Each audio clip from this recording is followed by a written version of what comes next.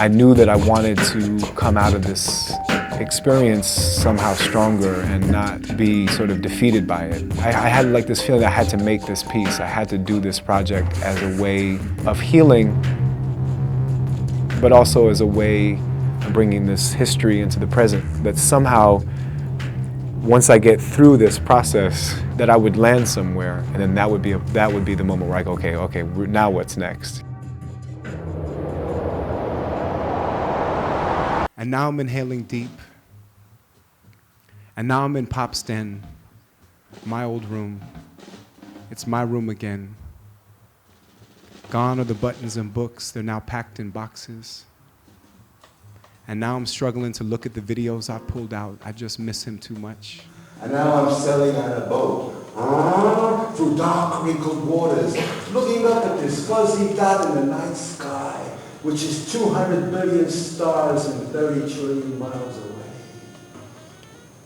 And now by lamplight and half-light and no light and moon, I continue to look for the signs of wonder amidst the signs of doom. And now I'm looking at a group of people in the room who all have the best intentions in the world. I grew up around all this rich culture that I was around from my parents, but when you're a kid, you're trying to figure out like, well, what's your thing? Who are you? My dad was a jazz musician, and he was in the avant-garde theater world, in all these different worlds. So I didn't relate to a lot of the mainstream culture that was around in the 80s. And when I first heard hip hop, I always used to say it was like this mixture of all the things that I love. Like, you had Africa Bambaataa, and you had this real like sci-fi kind of aesthetic that had come from, Parliament Funkadelic and Sun Ra.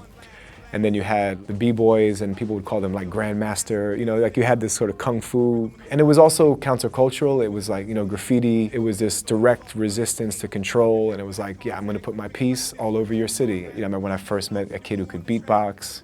And I was like, what is that? But in a way, like, it connected because my dad did his own version of beatboxing, you know what I mean? He made all these crazy sounds, and I'm very clear that beatboxing grew out of hip hop, but it had a synergy to things that felt familiar to me.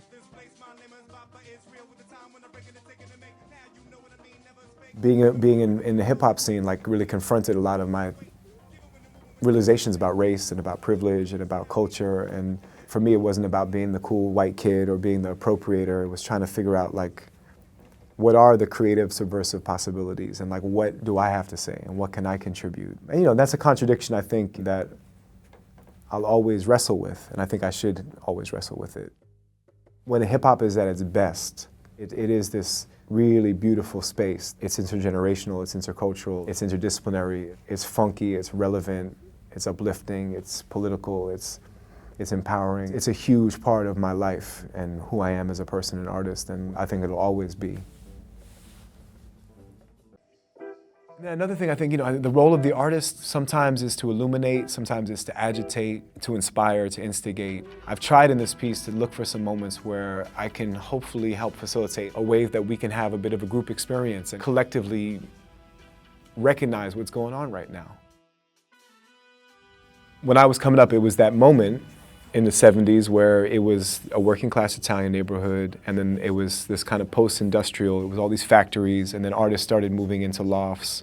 And there was jazz happening, there was Keith Haring, there was Basquiat, there was Henry Chalfant, who had his studio on Grand Street, which was my street. It was this really special moment of stuff incubating. But then the cycle happens that all of a sudden the galleries come in, and the businesses come in, and then the landlords come in, and then the property developers come in, and then you have what we have now. I think the Lower East Side was interesting because there were moments in the Lower East Side where the artists who came in, who were a mix of cultures, and there were artists already there, but there were some moments of actual connection between those communities. I think Theater for the New City was a space that always felt that there was this sense of worlds coming together, and like people from the neighborhood, and particularly with the street theater that they would do. And that's something I haven't seen as much in Brooklyn.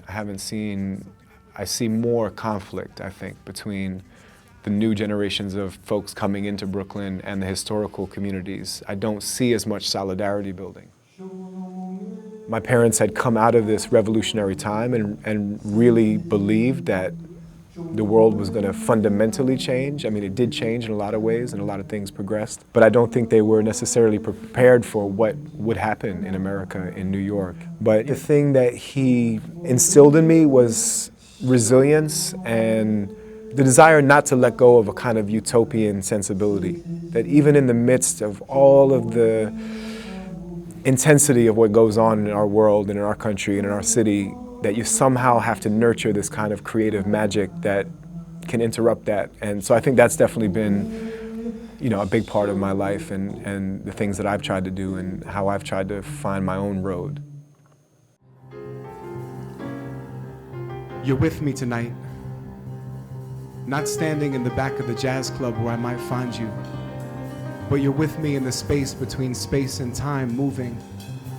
You're with me in the scream of saxophone. You're with me in the solo. You surround me. I feel like it's the first time taken to the stage.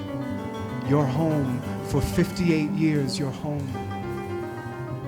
And when I speak through this microphone, I am with you.